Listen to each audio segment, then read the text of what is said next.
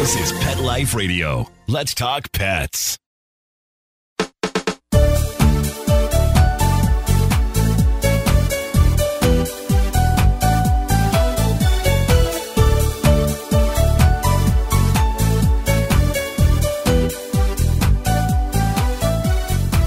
Hi, welcome to It's a Doggy Dog World.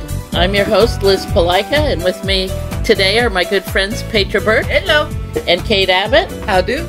And if you hear a little fussing from Kate's direction, she has Walter on her lap, her almost 14-year-old, who's a little antsy tonight, so he's kind of squirmy. So if you hear any weird noises from the background, that's Walter. Or we can say it's Kate.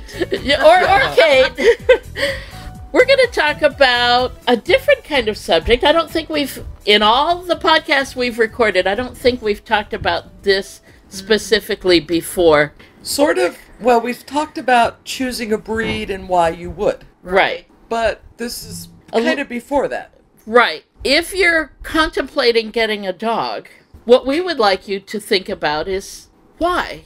You know, granted, we think dog ownership is awesome, and Kate has 2, and Petra has 3, and I have 2. And those of you who have listened to our podcasts over the last 10 years or longer have heard the stories as we've lost old ones and brought in new ones. And so dog ownership is a huge part of each of our lives. But we also talk to people, both students of ours and listeners from our podcast who have contacted us, or people who contact us just to get another opinion. And people's vision of what dog ownership is varies tremendously. And sometimes it's at conflict for what the dog really is. And that's what we want to talk about in this podcast, is having a realistic vision of dog ownership. So, for example, Kate had a call on private training a year or so ago, and thinking about that basically was part of what led to this podcast. So the woman was having problems with her mixed breed rescue dog. And, well, the long and the short is, after talking with her, and I did ask her at one point, so why did you rescue this dog?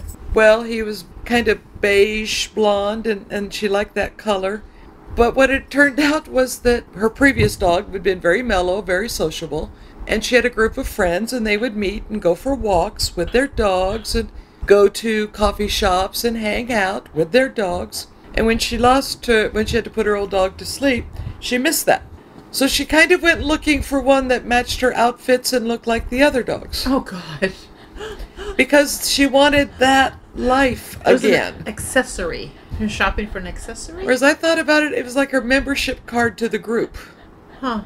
The problem was, the dog did not want to be social. She chose the wrong dog. She chose the wrong personality. Which doesn't sound like she was really looking at personality, more of right. looking at how the dog looked and how she would look with it. Her vision and her reality did not match up. And I got to be the bearer of the news to tell her that. And yes, you can train a dog to accept going out in public and so forth. Well, some dogs you can. Well, yeah. But you can't train them to like it if they're not. I don't care how much chocolate you gave me, I am not going to be happy in a mosh pit. Right. Oh, you ought to see her at Disneyland. Oh, yeah. It is not the happiest place on earth for me. So I guess part of our discussion then would be identifying realistically, really think about it, why you want a dog. And if I look at that, it's hard for me to think about that because I've had dogs my entire adult life. Even when I went to Marine Corps boot camp, I left the dogs and then came back for boot camp and had the dogs. So I've had dogs all my life. So it's not a question of why. They're part of who I am. So thinking about why I choose the dogs that I do, I like their companionship. I like the challenge of teaching them and teaching them different things. I think thinking about how to teach the dogs keeps me on my toes because every dog is different. I like the social aspect of the people who have dogs. I think the dogs I could glue myself to the computer for hours, and having the dogs make sure I get up from the computer every once in a while. Yeah. Since that's my other job. You know, and I think what I get a lot at my work is once they, you're a dog trainer, amazing how many coworkers come up and ask questions. Yeah. But the most common one is, I want to get a dog for my kid. Oh, yeah. There's their vision. Yes. Now their vision is Lassie. And I go, why? Lassie is going to save my child when he falls down the well. Right. That's their vision. Yep. But Lassie's not real life. Well, Lassie was real life, but the story, the mythology, is not real life. there was somebody behind the camera saying, "Bark now, move left." I mean, Yeah. Right. Exactly. so their vision doesn't match up with reality without sitting down and talking about it some more. So can I, start asking them little questions. First is why? Yeah. Your child, how old your kid? And then it's like, okay, so the stages of the child growing up. So you're going to have this dog average 14 years. So between your child's age now and 14 years, they're going to grow up. They're going to get involved with sports. They're going to be involved with boyfriend, girlfriends. They're going to learn how to drive. They're going to do this. Who's got the dog? Not them. Mm-hmm. So I said, the question is, do you really want a dog in your life? Right. You, not the child. And then they go in college, they move away, la da da. Parents end up with the dog. Very few colleges allow you to bring a dog to school with you. Yeah. And then the kid's going to be so busy in school, the dog's going to be ignored anyway. Yeah. Yeah. Visions. I mean, yeah. Like the lady who dog was going to be her membership card back into her social thing. I mean, she might as well have gotten an English bulldog that couldn't go on the walks. Yeah. Just because it couldn't breathe. I mean, would be happy and sociable, but wouldn't do all the checklist things. And then there's the other aspect of it is choosing the right breed or mixtures of breed. So many people see our dogs, and we have the trainers here at Kindred Spirits. There's a lot of herding dogs. And the herding dogs, I like herding dogs because they're smart, they're biddable, they love to train, they love to work, they love to do stuff, they're incredibly loyal, they watch me like I'm a goddess. I mean, who else is going to make you feel like that? And people see our dogs that are well-trained, well-behaved, patient, work in the class, look absolutely awesome, and they want a dog just like that. Yeah, how many times do they come into class? I want my dog to do exactly that. Okay, so I heard this story, and I am sorry that I did not take note of who said it. Okay. But I absolutely love it. Trainer was working her dog in public, and a woman came up to her and said, "That's wonderful. What kind of dog is that? I want one just like that." And the trainer looked her dead in the eye and said, "It's trained." No, I know, but what is that? She goes, "It's a trained dog." And I think she said she repeated it 4 or 5 times. Yeah. Before the woman kind of got it Yeah. and wandered off. But that's the discussion we have is, yes, Bones and Hero, my dogs, are great dogs. They're wonderful dogs. For me, Yeah. Bones is not an easy dog. And he could not have gone to a pet home and be happy. He's a working dog. He's a hardcore working dog. He's smart. He's tenacious. Hero's softer, but he still wouldn't be happy in a pet home. He wants to do stuff. And so they are trained dogs, and I know what their needs are, and I meet their needs. I take my Jack Russell Terrier to the nursing home, and sometimes the staff or other visitors will stop. "Is that a Jack Russell? Just like Eddie, right? Eddie on Frasier."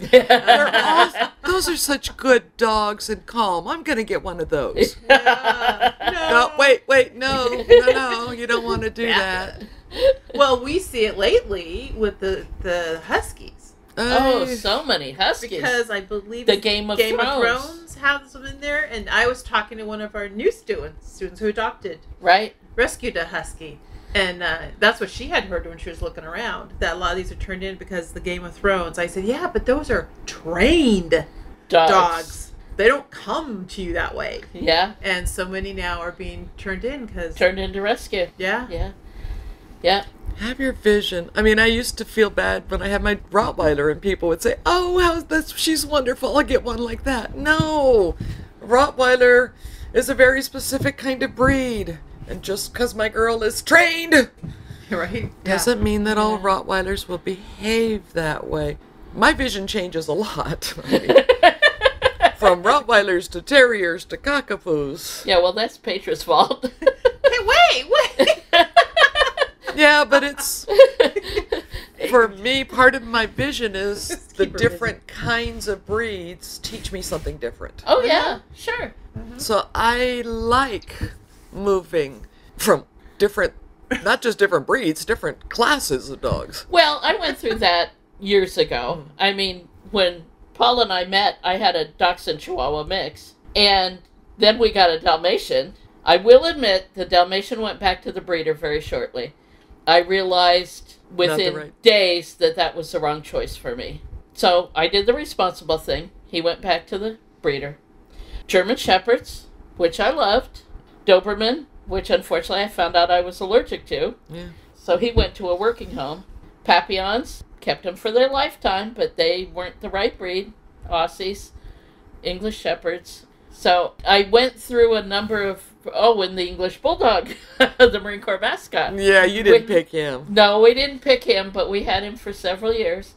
And I went through several breeds, types of breeds, and realized that the German Shepherds were the good fit from the beginning, and went back to the herding breeds.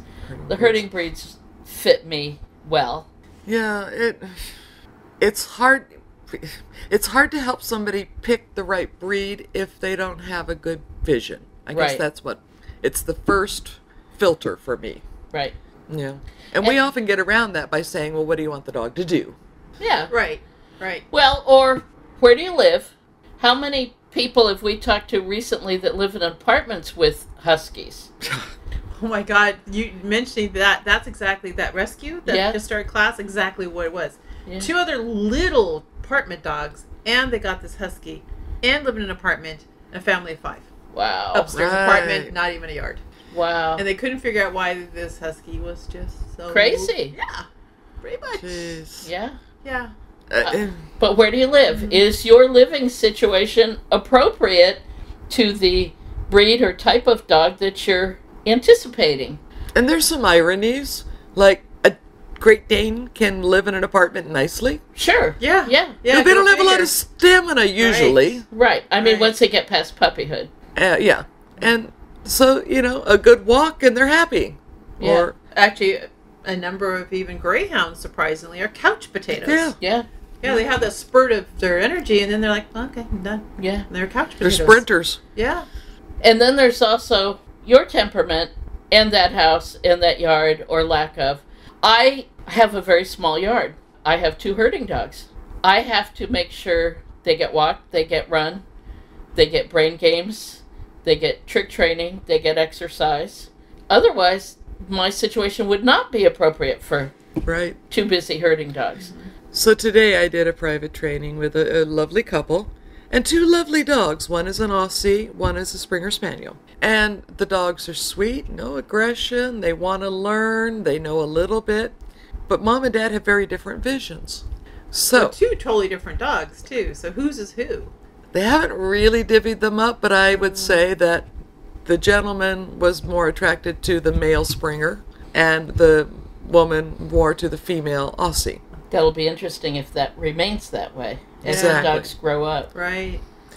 So, and I was explaining that, yes, the boy dog should defer to the girl dog. That's the way things should be done. While I'm watching the woman of the house turn to her husband and go, and he's sitting there going, well, you're right. I know.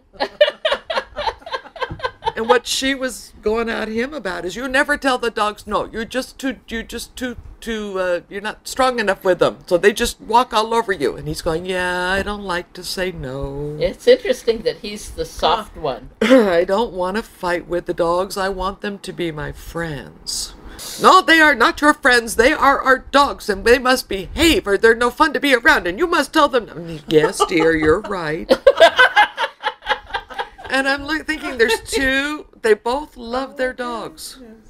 They love each other, but their visions of how they should be, excuse the stretch, parents to their dogs is different. He is happy to have both of the dogs walk ahead of him on the leash as long as they're not pulling. Okay, but that's reasonable. No, they should be next to your side. Oh, that's mom, huh? They should be walking in the heel, paying attention to you. Oh, And I'm like, okay, we got to find some middle ground here. Yeah.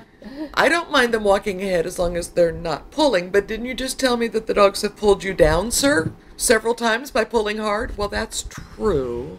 Oops. Okay, let's come up with something in between.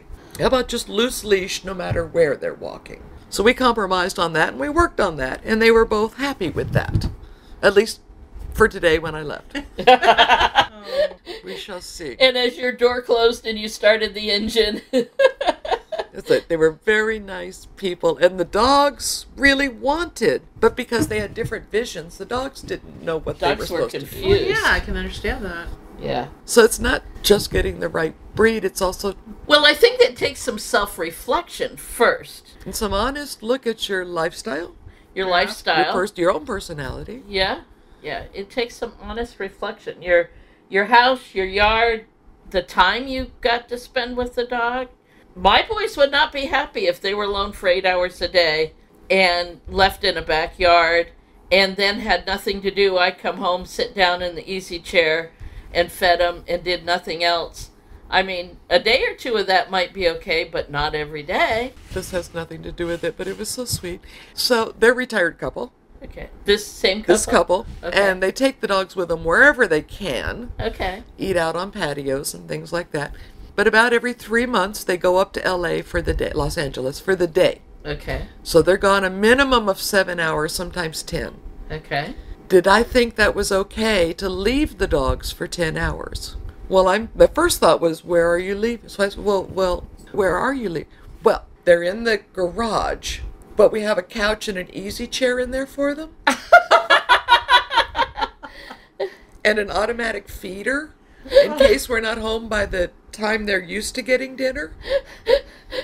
And access to the screened-in portion of the backyard so they don't have to worry about coyotes, but they can go outside and piddle and drink and play if they want to. And you're like, well, I'll stay there for 10 hours. I'm not I don't, because I think my mouth was open by this time, just hanging there. I think they even said they left the TV on in the garage for them. Okay. And I think, no, you know what? I don't think 10 hours of that is a problem. I really don't. I think that's perfectly fine. Are they upset when you get home after No, they're not upset. They're just happy to see us. Yeah, I don't think that's a problem. I really don't think that's a problem. Let's move on to the walking, okay? Yeah. Well, and in real life, most dogs need to be left alone 8 hours a day if somebody's working. Petra I has do. to leave hers.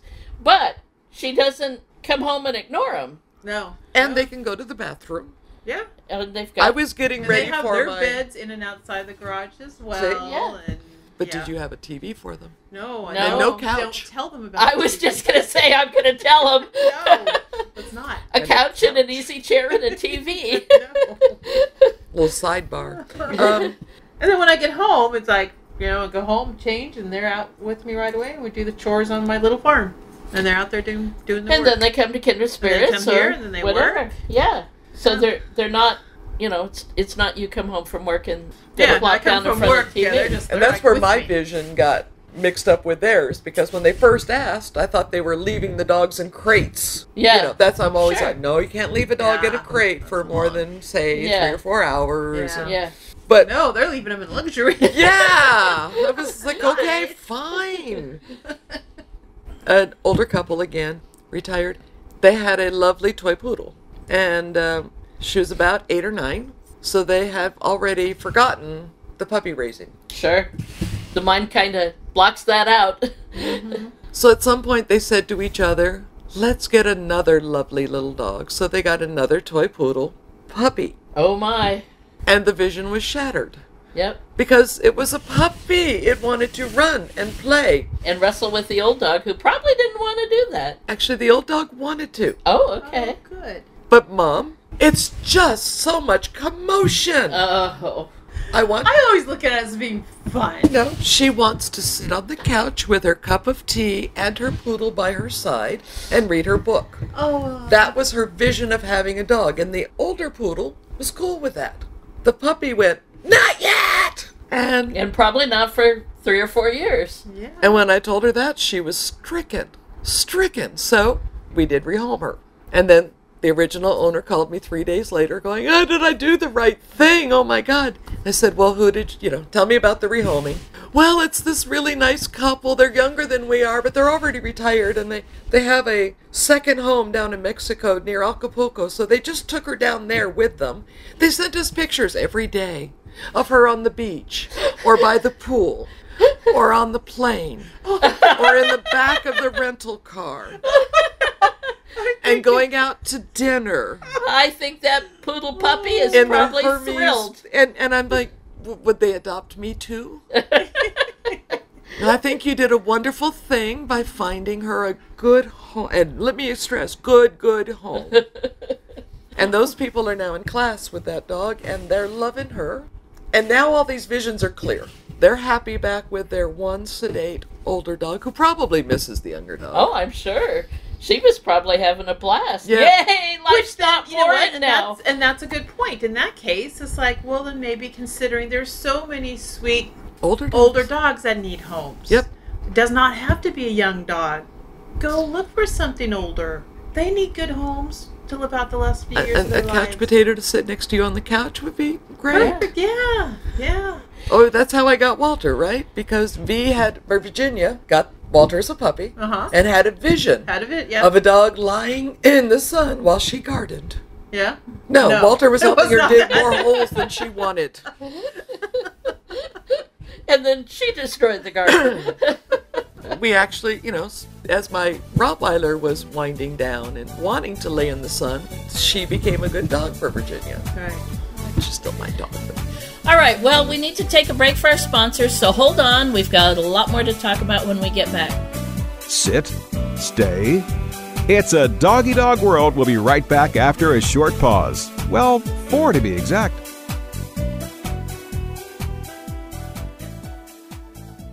Put on a perfectly possum pet party. Having an awesome birthday or adoption day celebration for your four-legged friend? Or just want a fun excuse to throw a fun party with your friends from the dog park? Deck out your party with Molly and Bandit Pet Party accessories. Party products designed specifically for pets. There are wearables, including adjustable pet party hats, bow ties, and tutus. The photo prop kits include funny glasses and hats. The party supplies and decorations include coordinating table covers, party banners, cake decorations, and treat bowls, cups, and bags. Everything you need to create great memories and Instagram-worthy photos. They're available in 2 colorful themes, tropical and fireman. It's a dog's life. Celebrate it with Molly and Bandit Pet Party at mollyandbanditpetparty.com/petlife.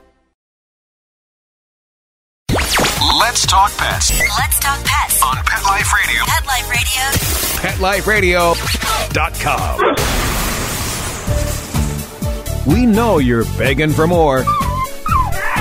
So back to It's a Doggy Dog World with your fetching hosts, Liz Palika, and this week's co-hosts, Kate Abbott and Petra Burke. Welcome back to It's a Doggy Dog World. I'm Liz. With me today are Petra and Kate. There's being able to change your vision if necessary. Yeah. My mom lost 2 old dogs in a short period of time, and she was in her late 70s when she decided to get a new dog, and I wanted no part of the decision because I didn't want to be blamed for it.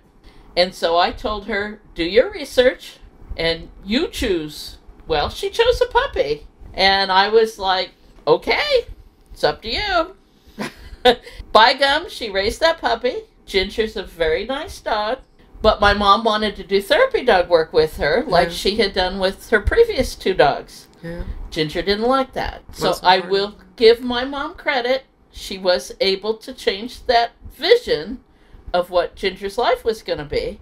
They were going to do therapy dog work, and Ginger made it plain she was not comfortable with that. Years ago, a friend of yours, you asked me to call her. I think she had been Aussies or German Shepherds like all of her life. But she wanted to talk to me because she was now in her 70s, I'll say. And her vision was, if something happened to the dog, if it was injured or whatever, she would no longer be able to To carry. lift it. Right. Right. So she was trying to find a smaller breed that would still give her the joys of the visions she had with her shepherds. Right. Right. But be more in line with the reality of the vision she needed now. Right. Right. We had a wonderful conversation. Which is great. I think that's wonderful. Because there's some people we hear and we've had in the past that they've had Great Danes their whole life, and now Lordy. they're in their, you know who, Yes. then they're in their late 70s, maybe early 80s, and they got a Great Dane puppy. And not but only they that, don't a have- Great Dane puppy from a working line. Yep. And they Couldn't handle her. It was horrible. They didn't have the strength or the... It was unfair to them, and it was unfair to the dog. They were living in a mobile home with no yard, period. Right. No yard at all. Right. Yep.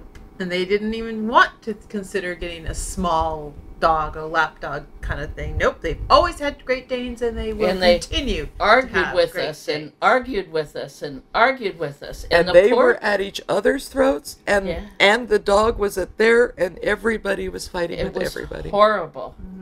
Horrible. Yeah. So yeah, there is a time I think you need to say... Not me. Not ever.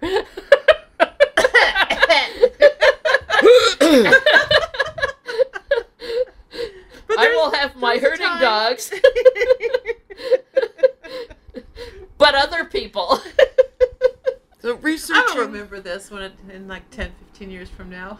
Yeah. 20. Yep. 20. 20? Oh, 20 years from now. So Liz, how's it going with you and your new ES puppy at 91 years old? We're so? awesome. Yeah. Thank you very much. Liz will be on a motorized scooter. Chasing He'll on this scooter. Yep. Chasing the puppy. Damn God, right. Get it, get over here. Use a cane that has a hook on the one end, though. Oh, Catch that puppy. Hey, you guys aren't that far behind me. Yeah, we can laugh at you first, though. So quite often I come across the how to pick the right breed, Yes. which is great, but I sometimes think there's just not enough attention paid up front. Yes. We occasionally do get phone calls and emails Oh! of people who are thinking ahead of time. Do you remember? Are they still in class? They called and said that they just moved to the Yes, area. they had are a still small in class. farm, They're still in class. and they wanted to get a dog for their small farm Uh-huh. and their children, and they wanted a Great Pyrenees? No. Yeah. Yeah, they wanted a Great Pyrenees, but they didn't understand that the Great Pyrenees was a livestock guardian dog that would prefer to be with the livestock rather than the kids. All right. Is in a farm situation. Now, sometimes Great Pyrenees are great dogs for families, as long as they understand what the dog is. But in this situation, they wanted him to be both a livestock guardian dog and a kid's playmate, Right. Yeah. which was going to cause some issues, some conflict. So And- they're the ones that are in class now. With the Well, we sat. Greater talked to Swiss them, Mountain Dog. talked to That's them right. a lot on the phone. Talked about their visions, what was realistic and what wasn't. And yes, they've now came back with a Greater Swiss. And they're very happy. And it's She's a a nice, wonderful puppy. Oh my God, she's a very Nice nice puppy. Yep. Yeah, that's nice. And once they settled on a breed, then we talked to them about how to find a good breeder. And actually, they went back to the Midwest to find her. Yeah. So, yeah, occasionally we get calls. And that's wonderful because then That's fun. we can talk to them about what is your vision for the dog. Petra and I get it a lot about English Shepherds because they are a rare breed. And yes, they look like a border collie sometimes. And we can explain the differences and we can talk about the breed as a whole and the history and what they need and so forth. But most of the time that doesn't happen, unfortunately. Usually we hear from them when there's already an issue. I can count on probably one hand, maybe two, over the past 15 years that I've been called out to help pick out a new dog Yeah. or supervise the initial greeting of a new dog to an existing dog. Right. And it's like, yeah, oh yeah, I'll do that. Absolutely. It's much more fun than picking up a mess afterwards. Right, right. Exactly. So the point is, I think if you're one of those people that's in a position right now where you're thinking about getting a dog or getting another dog, what is your vision for that dog? What would you and the dog like to do? Where's the dog going to fit into your home? Where's the dog going to fit into your life?